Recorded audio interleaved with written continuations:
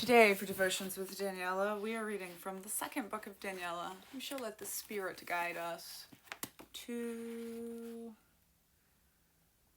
Did we just do this? Yeah, we did. Sorry. We just did the Isolating Powers of Secrets and Shame. Ooh, the Cult of Parenthood and the Loss of Family. Although family is perhaps humanity's oldest and most revered institution, American culture has found insidious ways to contort parenthood into something disturbingly cult-like.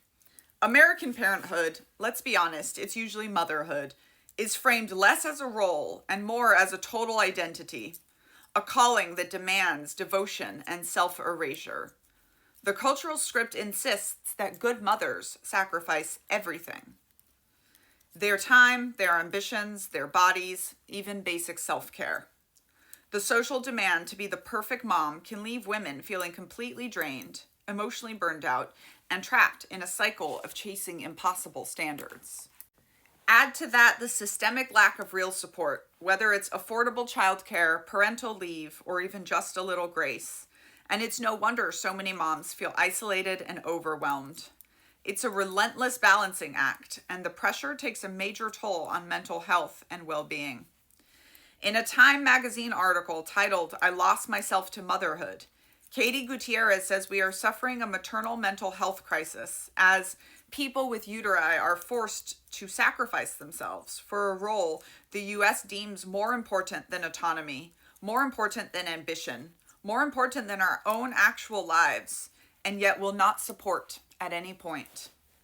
By design, capitalism places greater value on the labor that makes the most money, which greatly undervalues the unpaid women's work of child rearing, kin keeping, emotional labor, and the complex project management involved in running a household. A 2025 study estimates that the value of an American mother's unpaid work is approximately $145,235 per year, marking a 4% increase from last year, the high end of professional project managers. The parallels of American motherhood to cult dynamics are striking. Consider exhaustion, for instance. In cults, followers are deliberately overworked and sleep deprived to break down resistance. If you're always running on empty, it's hard to think clearly, let alone question what's going on around you. In motherhood, the same dynamics play out.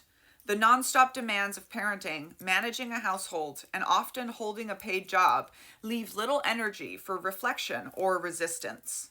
Constant exhaustion chips away at your sense of self, making it harder to hold on to your own thoughts or push back.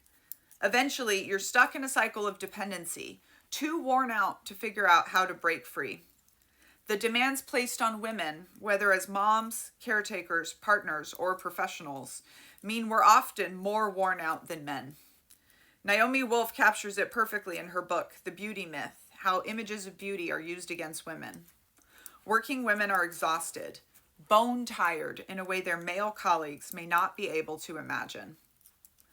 On the flip side of this loss of self to the idealization of parenthood, one of the most heartbreaking aspects of many high control groups is that they demand the sacrifice of family bonds. Members are pushed or outright required to sever ties with loved ones, cutting themselves off from anyone who might challenge the group's control. Singer and Lalich tell us that in many cults, spouses are forced to separate or parents forced to give up their children as a test of devotion to their leader. Leaders sell these sacrifices as noble, even essential for spiritual growth, manipulating people into believing that abandonment is the price of salvation. Separating children from their parents to be raised communally is a common practice in fringe religious and cultural movements.